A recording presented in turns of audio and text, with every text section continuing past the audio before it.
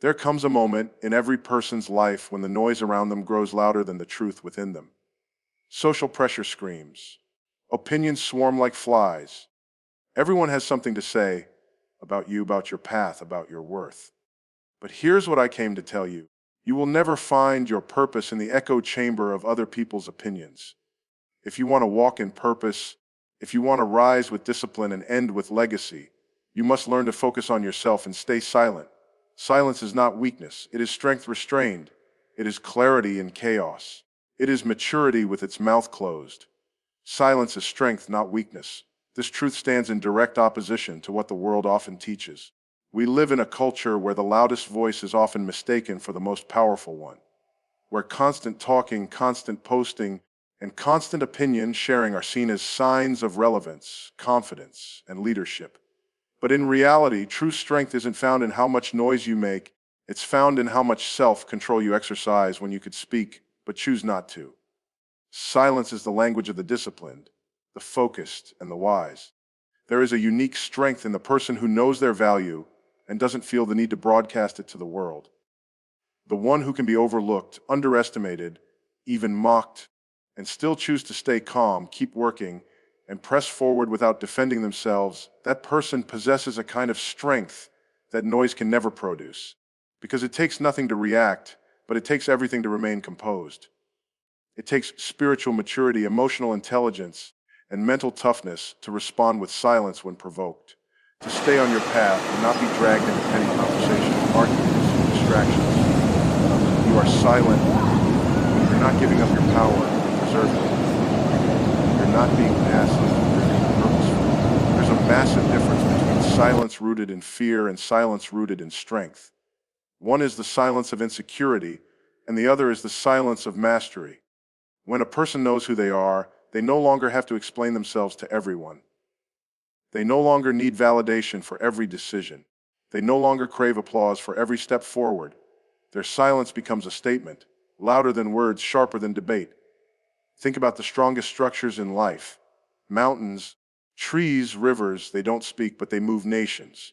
They shape landscapes. They exist in quiet dominance. The same is true for those who walk in silent strength. They're not seeking attention. They're building legacy. They're not reacting to criticism. They're refining their character. That kind of strength cannot be faked. It cannot be bought. It is developed in the fire of experience, in the grind of daily discipline, and in the furnace of spiritual conviction. So many people burn out not because they're weak, but because they've wasted their strength in conversations that don't matter. They've spent their energy defending themselves against critics who don't care and trying to prove their worth to people who aren't even paying attention. Silence is a form of protection. It guards your peace, your vision, and your momentum. It keeps you from drifting into chaos and keeps your energy focused on what truly matters. Silence gives space for clarity. When you stop speaking, you start listening to your own soul, to divine wisdom, to what's truly happening around you. You stop reacting and start discerning. You stop trying to be seen and start working on becoming the kind of person who doesn't need to be seen to be effective. Your work begins to speak. Your discipline becomes visible, and your results begin to make the noise that your voice no longer has to make. Never confuse volume with strength. Some people talk because they have nothing to show. Others stay silent because what they're building is too important to be interrupted. Choose to be the latter. Let your silence come from power, not fear. Let it remind you that not every battle is worth your words, not every critic deserves your attention, and not every moment requires your reaction. When you understand that silence is strength, you stop proving yourself and you start proving results. And in that silence, the real power begins to rise. Focus is stewardship, not selfishness. That's a truth we must reclaim in a world that often distorts the meaning of self-care, dedication, and personal growth. Too often, when a person decides to pull back, to say no to certain invitations, to step away from the noise, they're accused of being selfish or distant. But in reality, that kind of intentional focus is one of the highest forms of responsibility a person can exercise. It means recognizing that your life, your mind, your time, your energy, these are not unlimited resources. They must be guarded, managed, and invested with purpose. When you focus on yourself, you're not turning your back on the world. You're turning your face toward what you will cultivate. You are choosing to sharpen your skills, strengthen your spirit, and discipline your actions so that you can eventually serve from a place of strength and overflow, not exhaustion and confusion. This kind of focus requires courage because it often means walking alone. It often means setting boundaries that others don't understand. It means choosing growth over comfort and discipline over distraction. There is nothing selfish about prioritizing your personal development. In fact, the most effective people, the ones who truly make an impact, are those who have mastered the art of internal focus. They've taken the time to know who they are, to identify their weaknesses, to cultivate their strengths, and to clarify their values. They've done the hard work in private before stepping into the public. That's not arrogance. That's stewardship. That's the kind of leadership that transforms families, communities, and even generations. If you don't take responsibility for your own growth, someone else will define it for you. If you don't direct your own focus, the world will pull you in every direction until you're drained, distracted, and disconnected from your true calling. It is not selfish to pull away from things that do not feed your purpose. It is not selfish to guard your time. It is not selfish to say no to what doesn't align with your mission. That is maturity. That is wisdom. That is focus being applied as stewardship. When you understand this principle, your whole life begins to shift. You start viewing your time as sacred. You start filtering your relationships not through convenience, but through purpose. You stop giving energy to things that don't bear fruit. You stop chasing validation and start pursuing alignment. You begin to understand that every yes you give to the wrong thing is a no to the right thing. And that realization pushes you to focus harder, work quieter, and build deeper. There is a season in life where the only way to move forward is to step back. Step back from drama. Step back from constant activity. Step back from being everything to everyone. Because the most powerful version of you will not emerge in chaos. It will emerge in clarity, and clarity is born through focus.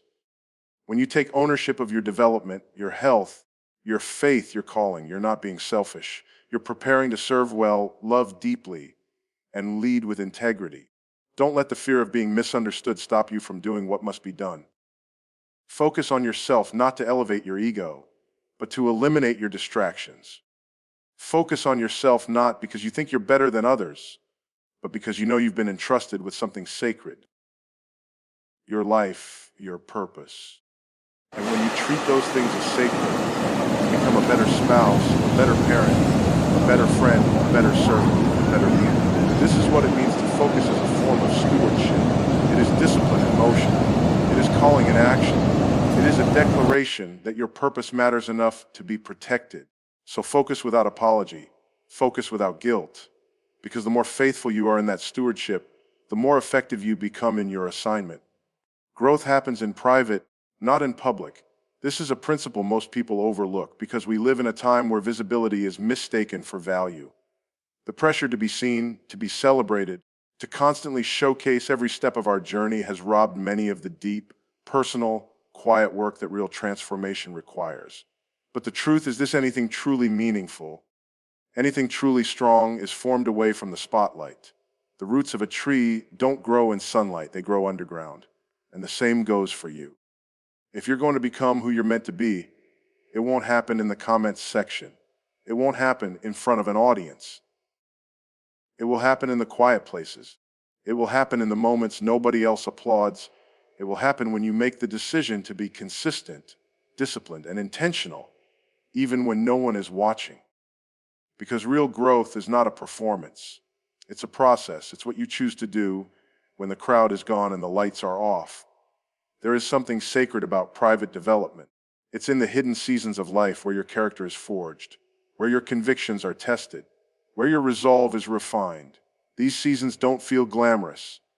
In fact, they can be painfully lonely, but they are necessary because public exposure without private growth will always lead to collapse. If you rise too fast without deep roots, the first storm will knock you over. But if you grow slowly, if you allow yourself to be shaped in private, when the time comes to be seen, you will not just be visible, you will be ready. The problem is we've been taught to rush the process. We want to skip the development and get straight to the platform. We want the reward without the refinement. But you cannot microwave growth. You cannot shortcut depth. And any success you reach before you're ready to carry it will become a burden, not a blessing. That's why private seasons are a gift. They force you to slow down, to reflect, to recalibrate. They force you to get honest about your weaknesses and committed to your healing. They teach you to work not for praise but from purpose. This kind of growth requires humility, because in private you don't get to wear the mask. You can't perform. You're faced with the raw truth of who you are and what you still need to become. But that truth is what sets you free. That's what forms resilience. That's what produces excellence. Not talent, not charisma, but a willingness to be faithful in the dark. A willingness to prepare before anyone notices. To study when others are sleeping. To pray when others are performing. To build in silence. Some of the strongest people you'll ever meet are not the ones who talk the most or shine the brightest.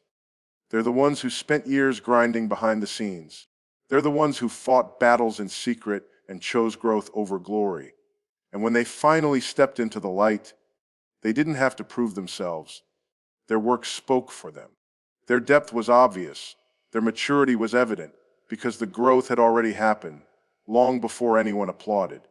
So if you're in a season where no one sees you, take heart. Don't despise it. Don't rush it. Lean into it. This is where your foundation is being built. This is where the habits that shape your future are being formed. This is where your voice is being strengthened and your vision is being clarified. Growth that happens in private lasts. It is deep, it is durable, and it is real. Trust the hidden season. Honor the quiet work. Because one day, when it's time to be seen, you won't have to try to shine. You'll simply reflect the strength you cultivated in silence. You don't need to announce purpose. Live it. In a culture driven by declarations, social media captions, and constant self-promotion, this concept feels countercultural. We are surrounded by people constantly talking about their vision, their goals, their mission, and their greatness. And while there is value in clarity and confidence, true purpose doesn't require a microphone. It requires movement. Purpose doesn't need to be declared before it is demonstrated. It is best proven not by what we say, but by what we do consistently when no one else is applauding. Many people spend more time talking about their purpose than actually walking in it. They become addicted to the perception of momentum rather than committing to the process of real progress. But purpose is not something you hype up. It is something you submit to. It demands discipline, focus, and often silence. Purpose is not loud. It is steady. It shows up through sacrifice. It shows up through repetition. It shows up through integrity when no one is watching and no one is clapping. When you truly understand what you've been called to do, you don't need validation from others to start. You don't need a title, a platform, or a following. You need obedience. You need the resolve to take the next right step, whether anyone sees it or not. Purpose is not built in public opinion. It is built in private decisions. And the ones who make the greatest impact are usually the ones who stopped trying to impress everyone else and started trying to be faithful to what's been placed in their hands. Sometimes the loudest people are the least rooted. They shout their vision from the rooftops, but they've never allowed it to shape them. Purpose is not a slogan. It is a responsibility. It is a daily commitment to becoming what your calling requires of you. It means doing the hard work when no one is checking in. It means staying the course when others quit.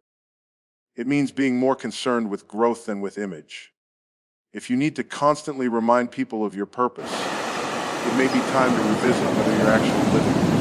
One of the greatest signs of maturity is when you no longer need to prove who you are. You just embody it. You stop needing applause, and you start seeking alignment. You stop trying to convince others, and you start becoming the evidence of what you believe. When purpose is real, it doesn't compete with noise. It quietly builds. It quietly matures. And eventually, the fruit becomes undeniable. The results speak. The character shows. The consistency shines through. This is why some of the most powerful people don't talk much about what they're building. They're too busy doing it. They're not trying to convince others of their calling. They're simply carrying it. They've learned that real vision doesn't need explanation. It needs execution. That when you're truly living with purpose, the proof is in the impact, not the announcement. Your peace, your direction, your consistency. They become the evidence that you're walking in something real. So let the world talk. Let others chase attention. You keep showing up. You keep building in silence. You keep honoring your path. Because when you live your purpose rather than announcing it, something extraordinary happens. You gain momentum without the pressure. You gain clarity without the noise. And you gain respect not from self-promotion, but from undeniable progress. Purpose is not something you shout, it's something you show. Not in one moment, but over many seasons. Through your actions, your attitude, your endurance. So don't worry about being seen. Worry about being faithful. Because in the end, the ones who truly walk in purpose never have to say much. Their life becomes the message. Their consistency becomes the confirmation. And their fruit speaks louder than any announcement ever could. Silence is not weakness, it is wisdom. In a world where everyone is trying to outtalk, outpost, and outshine each other, silence has become an underrated strength. There's a kind of power that comes from restraint. There's a kind of mastery that's revealed when a person knows they don't have to respond to every criticism, defend every decision, or explain every move. Silence, when chosen wisely, is not a retreat from engagement. It is a strategic posture of discipline and discernment. Our culture confuses noise with authority and speed with significance. People rush to speak before they understand, react before they reflect, and argue before they even listen. But silence teaches you patience.